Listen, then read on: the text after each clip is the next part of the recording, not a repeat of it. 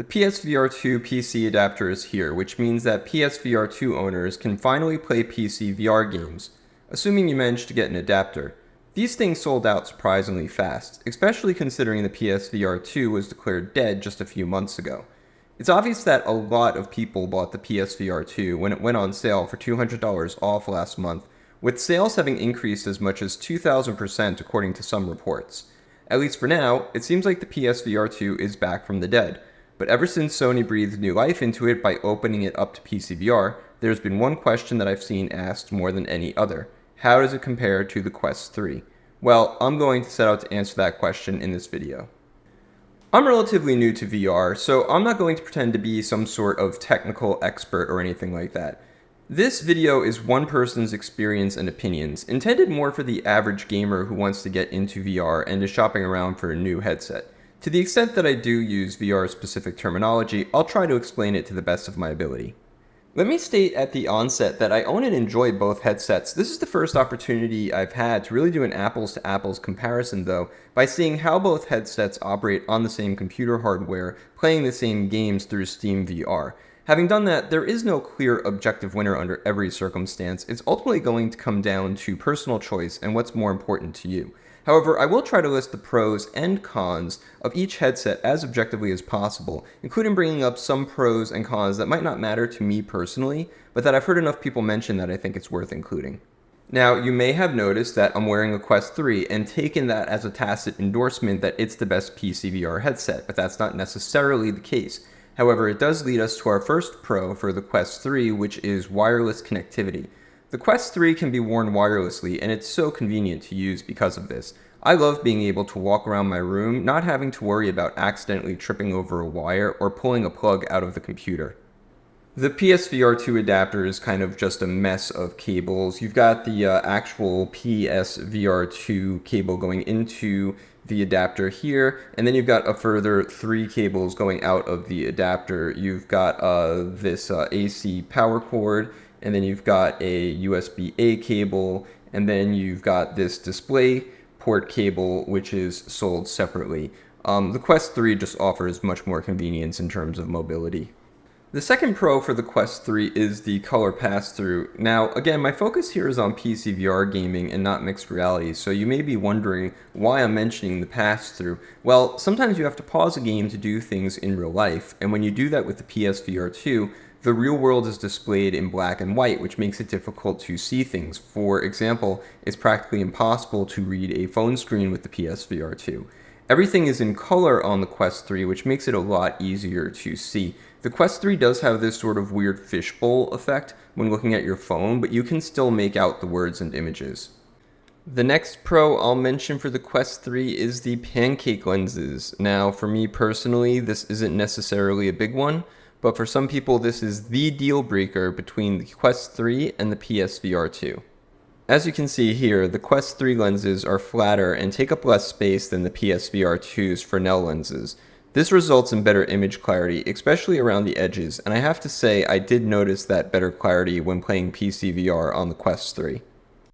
Okay, now for the cons of the Quest 3. Number 1 for me would have to be the head strap. It sucks.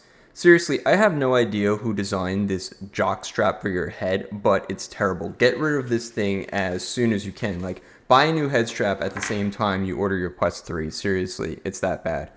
I've also heard that the official Meta Elite strap breaks easily, so you may want to avoid that too, but I haven't used it personally. I use a Kiwi headset, which you can find on Amazon, and I would recommend it, but shop around a bit. The next con for the Quest 3 is the battery life. If you're using this thing for PCVR, it's only going to last like a couple of hours max. I don't usually spend much more time than that playing a VR game in one sitting anyway, so it's not a huge deal for me. But if you're someone who doesn't have any issues with motion sickness, and you think you can handle an all-day VR gaming marathon, then you'll want to take the battery life of the Quest 3 into consideration. You can plug in your Quest 3 and have your PC charge it while you're playing, but then that takes away the advantage of wireless connectivity. The other option is to have a head strap with a battery charger attached, and I have seen those, but I've never used one myself, so I can't attest to its effectiveness. Okay, the final con is compression. Again, this isn't necessarily an issue for me, but it's something that I've seen mentioned often enough that I feel like I should mention it too. When playing PCVR with the Quest 3, the computer GPU compresses the video, transmits it to the headset, and then it gets decompressed and displayed. This is true for both wired and wireless connectivity. Some people say this creates noticeable latency and artifacting, which basically means there are delays and visual anomalies in the display. Again, for me, this problem seemed negligible, but for some people, they'll mention it as an issue. Okay, so now let's get into the pros of the PSVR2. Let me just get the big one out of the way, which is the OLED screen. Oh man, I always knew that VR games looked great on the PSVR2, but I didn't realize how much better until I did a direct comparison with the Quest 3, playing the same games on the same PC. The colors on the PSVR2 are just so much more vivid, and the blacks are so much deeper. When I played the Quest 3 right afterwards, the colors just seemed so washed out by comparison. The next pro for the PSVR2 is DisplayPort. Now, you may be wondering why I'm listing this as a pro, when generally speaking I've mentioned the wires of the PSVR2 as a negative. That's because DisplayPort offers what's called visually lossless compression, which essentially means that you can't notice it. Now, this is where I have to admit some ignorance of the technical effects of exactly how the DisplayPort and the USB-A cable interact with the adapter, but I've heard some people say that it provides a clearer direct video signal as opposed to the compressed stream of the Quest 3. For other people, I don't think whatever perceived benefit you get from DisplayPort is going to outweigh the benefits of wireless connectivity. Okay, for the final pro of the PSVR2, I would say it's the adjustment options. There are a bunch of different ways to make this headset fit comfortably, including moving the front in and out like this, or you can also do that with the back. You can move the back in and out with this button here. And you can also tighten the back by turning this dial. And then in the front, you can change the, you can adjust the focus by turning this dial here. Now, as we move on to our list of cons, I have to say that to some people, the PSVR2 headset design is a con. Personally, I found this very surprising because to me, this is one of the biggest advantages of the PSVR2, especially compared to the abysmal head strap that comes packaged with the Quest. But I guess some people just don't like all the bells and whistles, and the PSVR2 fits uncomfortably on their heads. If you run into that problem, there is something called the globular cluster. I've heard it mentioned a lot. I've never had to use it myself because the PSVR2 fits well on my head. But if you have some discomfort with the PSVR2, take a look at the globular cluster because a lot of people have said that that solved their discomfort problems with the PSVR2. Okay, for the first con of the PSVR2, I've got to mention connectivity. Apparently, this wasn't a problem for some people, but it was a big one for others, including myself. Now, let me say that by connectivity issues, I'm mostly referring to the initial setup. Knock on wood, everything seems to be working just fine now, and hopefully it stays that way. But when I was initially installing the PSVR2 app, I ran into all sorts of issues, like the headset not connecting properly. And then once I finally got it up and running, the controllers didn't work with my computer's internal Bluetooth. So luckily I had purchased a Bluetooth dongle in case this happened, and finally I was able to play Half-Life Alyx on my PSVR2 for about a good hour uninterrupted. Sony has a list of recommended Bluetooth dongles that I'll put up on the screen here, and that I'll also list in the description below. You should probably buy one of these just in case your internal Bluetooth doesn't work. Now, just as a reminder, I'm only talking about PCVR here. The PSVR2 doesn't have any connectivity issues with the PS5. In fact, that's one of the things I love about it, is that on the closed PlayStation ecosystem, you just plug and play and everything works. But on PCVR, I have got to list this as a big negative and say that the Quest 3 is much easier to set up and connect to, either wired or wirelessly. And speaking of connectivity issues, one of the big disadvantages of the PSVR2 is that it can only be used with a wired connection.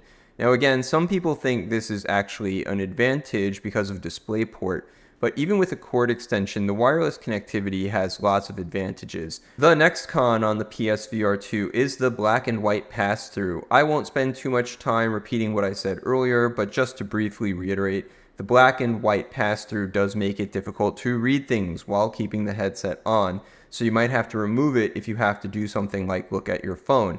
However, I will say that one added benefit of the PSVR2 on PCVR is that you can access your desktop in color through SteamVR, and that's a nice add-on because now you can search the internet without having to remove your headset. Unfortunately, for whatever reason, Sony has made it difficult to access the World Wide Web on the PS5, so this is actually an advantage that the PSVR2 on PCVR has over the PSVR2 on PS5. Okay, the next con for the PSVR2 is the Fresnel lenses. They're big, they're bulky, and some people really don't like them. Again, this isn't something that bothers me too much, but the pancake lens gang is going to get upset if I don't mention this as a con, and there's enough of them out there that I think it warrants a mention. And I will say, the so-called sweet spot, which is the part of the lens you have to look at for maximum clarity to do things like read text, is much easier to find on pancake lenses. Finally, just one last thing about the PSVR2 is that it doesn't have a lot of the same features on PCVR that it does on the PS5, like eye tracking and haptic feedback. I didn't list this under a con because I don't think it's necessarily fair, since as I understand it, many PCVR games don't support these features anyway, but I still thought it was something worth mentioning. So, which headset would I recommend? I think it depends on what your console and PC situation is like. I would probably recommend you make the following purchases under the following set of circumstances. 1. If you have no PS5 and no PCVR capable gaming PC, which I will henceforth just refer to as PCVR, then you should get the Quest 3. This is a no-brainer because the PSVR2 doesn't operate standalone, so if you don't have either a PS5 or PCVR, then you can't play it. While standalone Quest 3 games can't measure up on a technical level to PSVR2 or PCVR games, they can still be a lot of fun, and so can the mixed reality. So if your only option is the Quest 3 as a standalone headset, then I'd still absolutely recommend that you give it a try. Okay, scenario 2. If you have a PS5 but you have no PCVR, then I would recommend you get the PSVR2. Why? Because the games look so much better than on the Quest. I've used this example before, but the standalone Quest 3 version of Resident Evil 4 is an 8GB port of the GameCube version, and the PSVR2 version of Resident Evil 4 is the 58GB remake. Standalone Quest just can't compete with the processing power of PSVR2 plus PS5. Unless you care about mixed reality, which the PSVR2 really doesn't do at all, or you really want to play some sort of Quest exclusive, then I think the PSVR2 is the winner here. Okay, if you have no PS5 but you have PCVR, then I would have to give the advantage to the Quest 3 in this category. Why? Well, for the simple reason of connectivity. It is quite simple to get the Quest 3 to work with PCVR, either wired or wirelessly, and at least for me right now, it is just not as easy to get the PSVR2 to work. So hopefully down the line there are some software updates that get the PSVR2 adapter running more smoothly, but for now I'd have to say that the Quest 3 wins here. That's not to say that the PSVR2 on PCVR is an overall bad experience. It's not. It's actually an incredible experience when you can get it working, which is why I would say in my last category that if you have a PS5 and PCVR, then I would recommend you get the PSVR2. I actually think the PSVR2 on the PS5 provides the best VR gaming experience. It's plug and play, it's simple, and without having to worry about connectivity issues, the OLED and additional features make for the most immersive experience. The only thing really lacking is the game library, and while I'm glad that Sony has opened this headset up to PCVR, I also hope that they will continue to provide support for the PSVR2 on the PS5 because it really was made for that console. So that pretty much sums up my thoughts and recommendations on the PSVR2 and Quest 3 on PCVR. If you enjoyed this video, please hit like and subscribe as I will continue to make more VR content in the future. Thanks for watching and hope to see you in the next video.